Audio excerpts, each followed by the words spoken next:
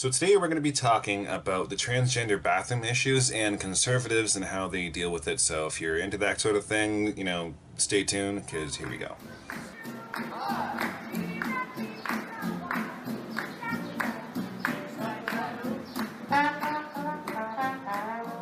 It was a busy time at Evans Pool, open for lap swim. According to Seattle Parks and Recreation, a man wearing board shorts entered the women's locker room and took off his shirt. Women alerted staff, who told the man to leave, but he said, "The law has changed and I have a right to be here." The man made no verbal or physical attempt to identify as a woman, but he still cited a new rule that allows bathroom choice based on gender identification. Either identify yourself as a transgender or you're not, and you're just taking advantage of a loophole. No one was arrested in this case. Police weren't called, even though the man returned a second time while young girls were changing for swim practice. Diversity and multiculturalism seems to be the theme of the left these days.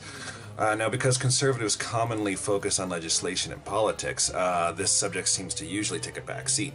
The backlash, of course, is the leftist party believing that the average conservative is a racist or a bigot of sorts, which is certainly not true. Allow me to squash that delusion right now. Conservatives don't care about diversity and multiculturalism because it no longer matters at this day and age. In this great melting pot that we call the West, we realize that we already have diversity. It is considered social and professional suicide to disagree with homosexuality or opinions towards certain races or religions. In most cases, conservatives are proud that we live in such a country that allows for such freedoms.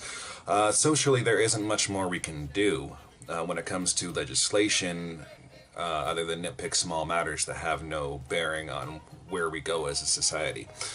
For example, you cannot expect a conservative to care about homosexuality community if they themselves aren't gay. As long as the homosexual community has the same rights and freedoms as the rest of us, then they are of no concern. The average Christian or conservative could actually care less about what you think your rights should be, and will often roll our eyes when you protest for foolish causes.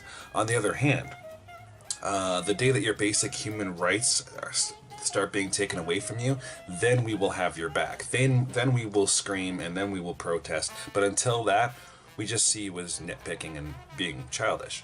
Now let's discuss one of the main arguments that I personally find to be a no-brainer, and why the conservatives believe this cause is stupid. It is certainly not because we believe your opinion is invalid. It is because there are real problems going on in the world right now, and transvestite bathrooms are the least of our worries. But since we are on the subject, and since it keeps coming up in the comment section in my videos, allow me to enlighten you. The LGBT community realistically allowed this to happen. The average store owner may be willing to accommodate the trans community, but they are no fools. They, like the rest of us, realize that this is only the beginning. Give them an inch and they'll walk all over you. Due to the 62 genders, 62, that the LGBT community claims exists, it is impossible to install 62 different bathrooms to accommodate for every single gender. If they build a separate bathroom for transvestite men, it's only a matter of time before transvestite women will argue the same thing and demand their own bathrooms, and so on and so forth. Eventually, we will have 62 different bathrooms because one part of the community won't just fucking live with what they have. This problem will persist. We consider the matter foolish because we see you as foolish. A penis is a penis. Let's be honest and be realistic here. And identifying as the opposite gender doesn't exactly mean you will dress appropriately either. Now, if I decided at this very moment that I was going to identify as female, not change my clothes, not shave or nothing, and decided to wander into my local Walmart and, hit up the girls' bathroom, how many people do you think would have a problem with that? Of course there'll be an uproar. What the hell are you doing in here? My daughter's in here. Blah, blah, blah. Get the fuck out of here. I totally get it. I would act the same way. And all I would have to do is say that I'm being oppressed. Say that Walmart isn't accommodating for transsexuals. And suddenly there's this big media story, a big uproar amongst any community, realistically. And, this is a really easy way to make headlines and, become the center of attention and on the spotlight. Is it me or are cats drag queens? I think they are. The way they kind of go, who loves Kitty? You love Kitty? Are these your shoes? Who loves kitty? Who loves kitty? Now, Walmart itself being the cuck of the commercial world, you can be certain that I would be eventually allowed to use the girls' bathroom from that moment on. So mothers and fathers out there, how comfortable would you be of a man that looks the way I look and, you know, the size that I am, you know, how comfortable would you be, you know, me walking into the bathroom while your little girl is having a little tinkle? That would be a problem, wouldn't it? I agree, because I don't want that when my daughter's in the bathroom. I would lose my shit, and you would have every right to do so as well. So, saying you don't have that right to get upset about it is not taking a right away from you. No. Okay, when it comes to rights, everything's really shady when it comes to the LGBT community. Now, this is a matter of misplaced entitlement. It comes down to that, misplaced entitlement. When it comes down to it, no establishment has the legal obligation to supply or accommodate for anybody, as far as bathrooms are concerned. At any given moment, stores like Walmart could simply close their bathrooms. It's that simple. Tell their customers that they're no longer accommodating for anybody, so, you know, make sure you relieve yourself before you leave the house. If I was Walmart, I would have done that, personally speaking. Okay, well, obviously, you know, we supply you, you know, with a place to relieve yourself or go to the bathroom, and you're obviously ungrateful for that. So fuck you.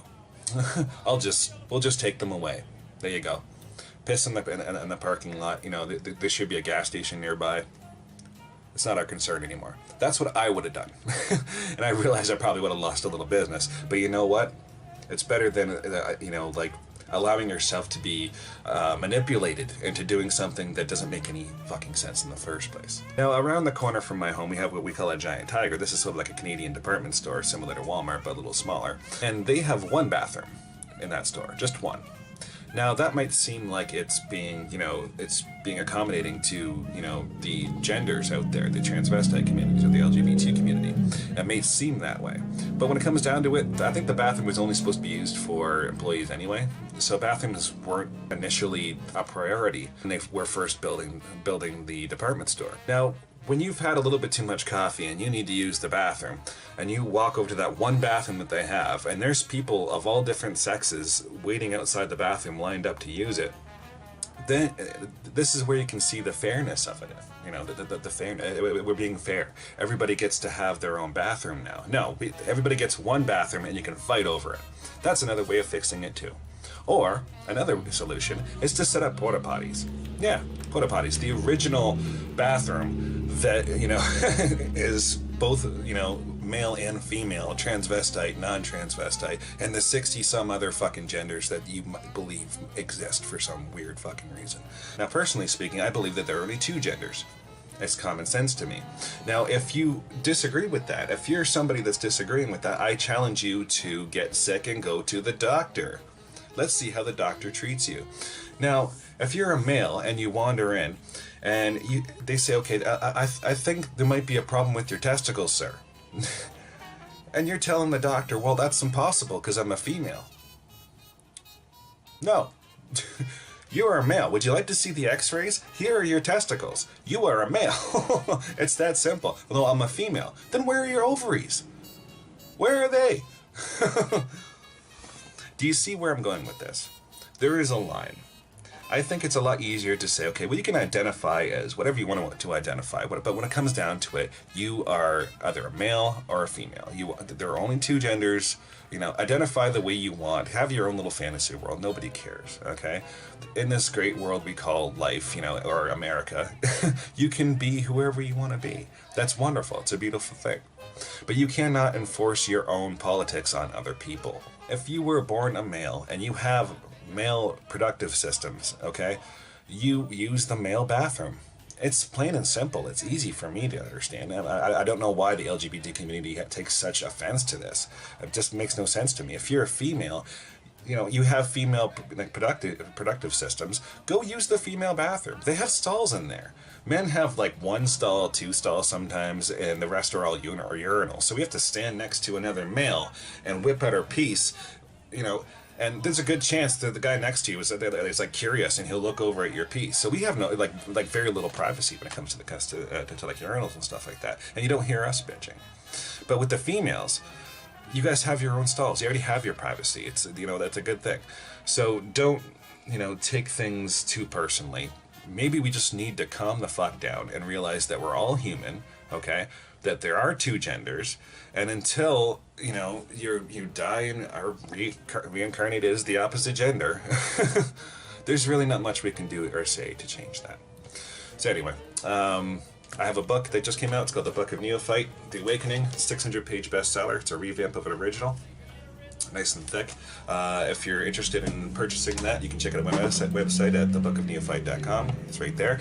And if you're interested in getting a free digital version of that, all you have to do is subscribe and email the email in the description, and I'll send you a copy just like that. Okay, no strings attached except for this subscription, of course. Other than that, if you're interested in purchasing it, you can go to any Chapters Indigo website or Amazon. It's all over the world. It's international. So if you want to pick that up, God bless. Anyway, that's all I have to say for today. I'd like to hear your opinions. You know, throw your comments in there.